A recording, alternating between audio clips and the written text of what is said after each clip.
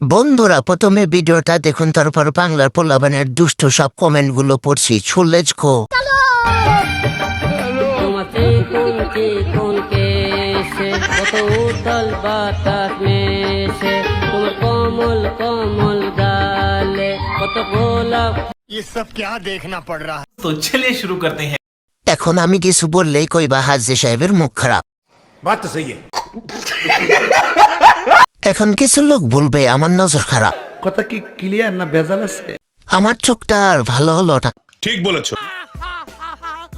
আপনারা এমন কমেন্ট করেন কেন? ভূমিকম্পের কারণে হাতটা ফুলে চলে গেছে। বাংলাদেশে আমার জন্ম শুধু হ্যান্ডেল মারার জন্য। নদীর গভীরতা মাপ দিল। আহারে কি কানটাতে দর্শন করে দিল একেবারে। ঢুকে আদিতি नहीं